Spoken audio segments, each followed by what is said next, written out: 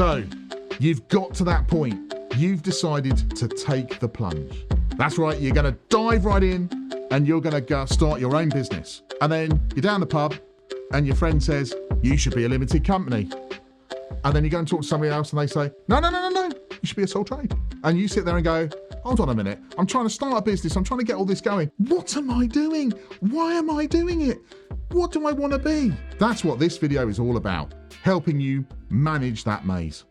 So, sole trade versus limited company. What does that even mean? Okay, let's take it back to a stage before that. It's not about sole trade versus limited company. It's about unincorporated versus corporated. That's what this is all about. And what's the difference between them? Limited liability. If you trade as an unincorporated entity, if the worst happens, and we're talking about if the worst happens, then potentially your house, your assets are on the line and somebody can go and make a claim against them. With limited liability means exactly that. If you have one share, your liability is limited to £1. Having said all of that, if you do something to circumnavigate the limited liability or lift the veil of incorporation, as it's called, then that can mean that all of that support that you get from limited liability changes.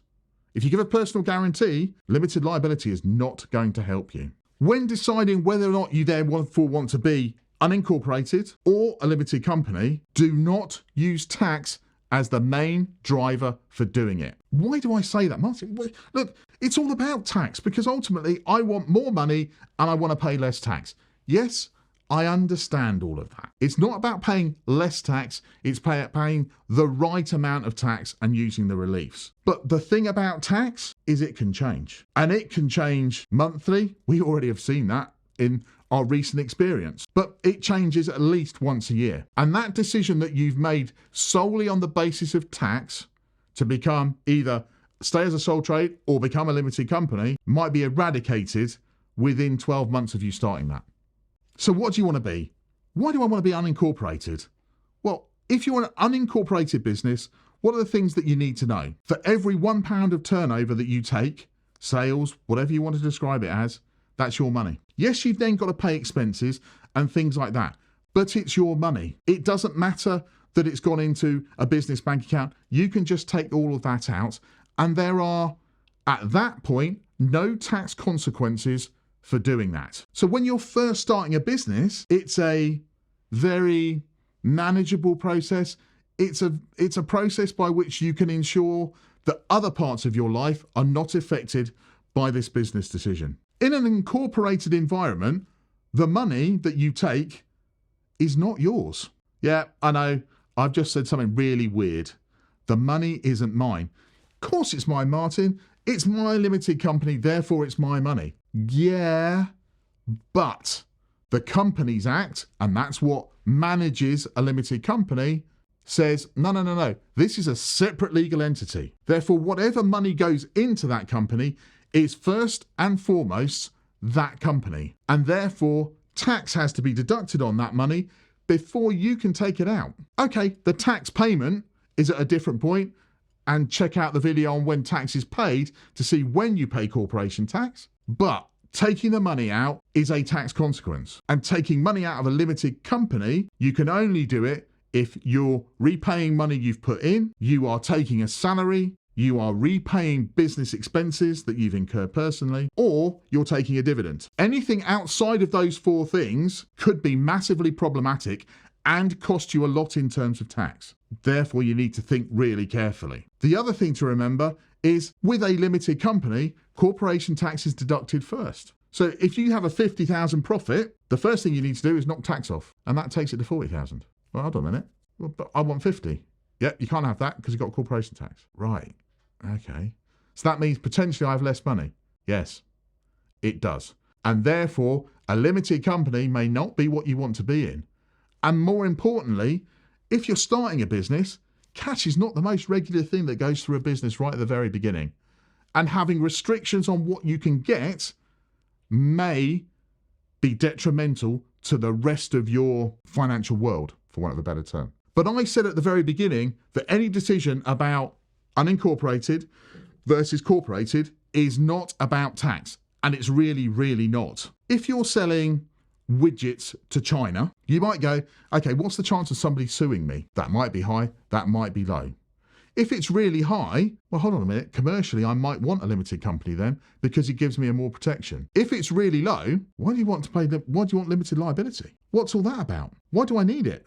I've got insurance, I'm not going to do things wrongly, and I'm not going to do things that are going to hurt people. Okay, we might not need limited liability then. If you are starting a business that is, you're going to run along the side of your employment, why be a limited company? It makes it massively complicated.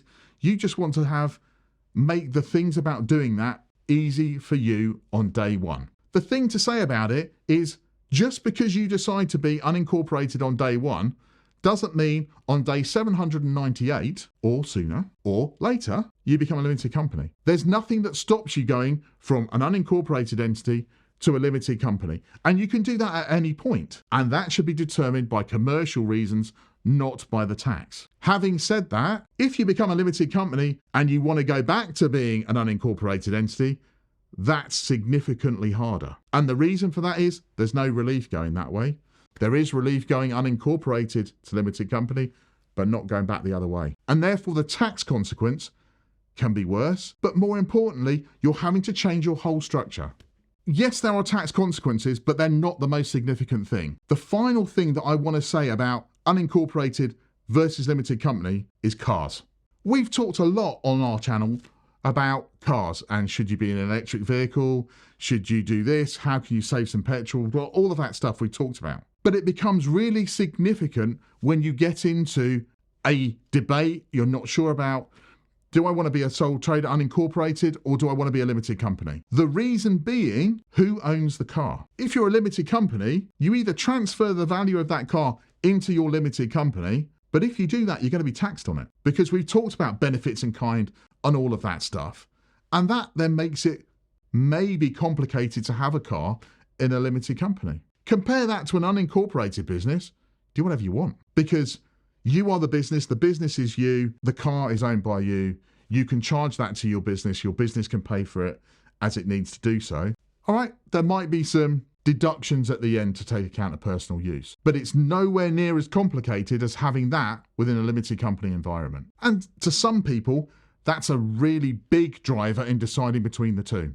What I would say about being unincorporated or limited company is talk to people that have done it. Talk to people that have had the pitfalls of it, that are not sure what to do.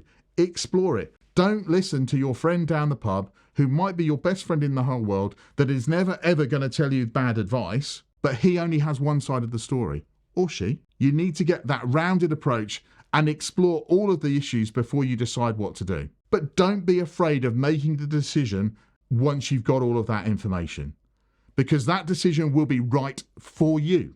And that's the important thing. It's you. It's not me. It's not anybody else. It's not your friend down the pub. It's you that are the most important person, and it's you that have got to decide what to do and live with the consequences. So this video has been all about how to start a business and are you going to be incorporated or not. So why not check out our playlist of other business related issues coming up.